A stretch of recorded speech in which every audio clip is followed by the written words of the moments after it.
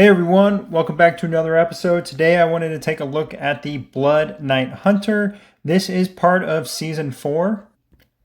It is available during the Blood Knight event. Going to the Profession Tree, Engineer, or the War Leader, you are able to activate this skill here, which allows you to become a Blood Knight Hunter, and then the skill above it allows you to teleport. And I can tell you right now, if you become the Blood Knight Hunter and don't get the Blood Knight Hunter teleport, this will be very difficult for you. And then if you're worried about profession experience, you can go ahead and get this skill right here, the Hunter Inspiration, which is unlocked after you unlock the Hunter Teleport. And as you can see, they have changed the level that this is available. It used to be level 60, now it's level 45, and then this one's at level 50, and then the experience is at 55. So if you want to participate in this event, you do have to unlock those skills and you do have to activate it. So if you're going to do it, make sure you have it ready to go to be able to activate it to do it during that day. Also note that this is only available every 3 days. So you can't participate in the event every day or every single time because there's 3 different Blood Knights every single day. You can only participate once a day and only actually one time every 3 days because of the cooldown. And then clicking on the rewards, you'll see for the survival ranking, you can get different rewards. So if you end up number 1, you get 2 of the tactic cards, purple tactic cards, 500 of the Magatama, and then some Overlord boxes, some resources, speed ups, and this little icon or avatar frame that is good for 7 days. And then this little title icon that goes next to your name. So this is an event that you should definitely be doing, whether you're a war leader, engineer, a high-end player, low-end player, it doesn't matter. Jump in and just try to survive as long as you can.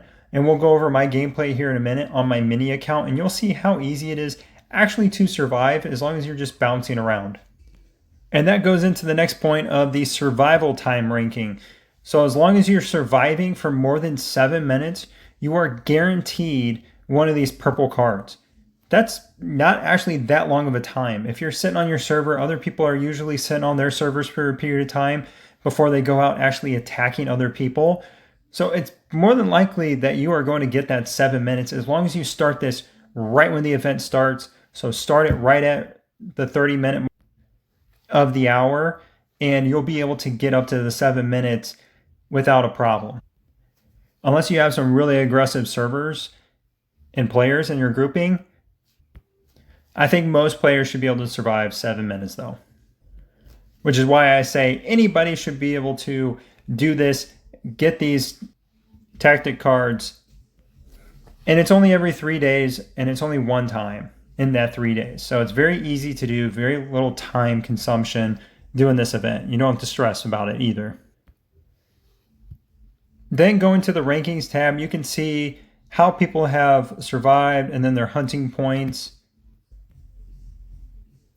And then clicking on the Star of Blood Knight shows you your victory rankings, how many times they have won, their eliminations, how many people they've eliminated, and then total survival time. And the best way to max this out is to start right at that 30-minute mark, start your Blood Knight Hunter skill, and then try to survive the entire time. And it's a pretty simple process. All you have to do is make sure you have this skill unlocked, click on the Become the Blood Knight Hunter, and then click on the button again. This is telling me that I don't have it active right now, or it's going to tell you that you're not in the Blood Knight state during that game time. And this will also let you know that you are unable to become the Blood Knight Hunter 10 minutes after the Blood Knight descends. So you have to start this within the first 10 minutes. Otherwise, you are unable to join that session. You'll have to wait until the next Blood Knight to try again. Now let's jump over and check out some gameplay. Alright, so this was my first time trying this. I was going into the profession tree thinking I had to click on something, thought I could go in here and collect the skill, and I realized that you actually have to be outside of the base. Click on your base, and then select the little book icon, and then select the actual skill to activate. And then there's a little second to where it'll make sure that you want to become the Blood Knight Hunter, and then go ahead and select that button again, and then hit confirm. This is just letting you know that once you activate this, you are now eligible to be attacked by other Blood Knight Hunters, no matter where you're at, whether you're in contaminated land or not. They can still come after you and attack you. But once you're hit 3 times, that's it. It's not like somebody can burn you and hit you like 10 times and kill all your troops. It's 3 times. So just be cautious of that if you don't want to worry about losing troops, that you don't have teams on your wall if you're just running around. Or if you're really trying to defend, put all your teams on your wall, whatever you want to do. You're not having to worry about being hit, like I said, 7, 8, 10 times and losing all your troops, which is kind of nice. And when you click on the little icon up at the top left, this will bring up a map to show you how many Blood Hunters are on each server. So you can try to either go to a server and attack them, or go to a server that maybe doesn't have too many and try to hide from them. And when you become the Blood Knight Hunter, you will show up as a unique icon on the map, so people can easily identify you. It's no longer a little base icon. You have this little samurai head icon as your base icon. Certainly makes it really easy to find other Blood Hunters on the map, but then it also makes it pretty hard to hide too, if you're trying to hide and just survive as long as you can.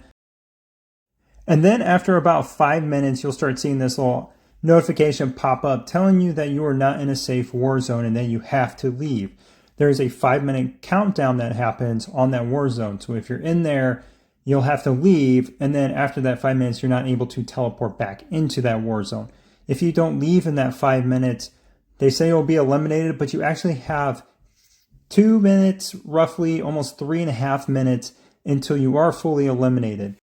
And that very well could be a tactic that you can use if you're trying to hide in a war zone that people can't teleport into, and you're trying to use that 3-minute window to your advantage to then teleport to another war zone at the last second to avoid being hunted for the longest period of time possible.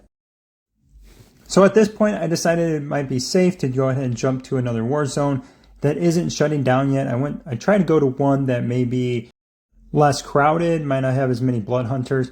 So I went ahead and head over here, and my idea was to hide in hives.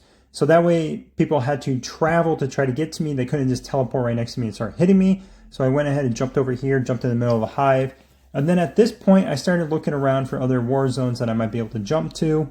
And that brings me to another key point, which you'll see later comes into play. But you should not be teleporting to other war zones that are not your original war zone, or that have a less than 3-minute timer on them before they are eliminated. Because if you get stuck there and you can't teleport to another war zone because you're on a cooldown, you will get eliminated because there's nothing you can do. You can't teleport back to your home one if it's eliminated, and then you can't teleport to a new one even if it's available, just because you're on that cooldown from cross servers. And real quick on the Blood Knight teleports, those accumulate every minute, so the longer you're playing, the more you're accumulating those, so you don't have to use them all right away. So just wait until you either have to really move, or if you're about to be attacked, try to make sure you're ready to go with the teleports and save those up.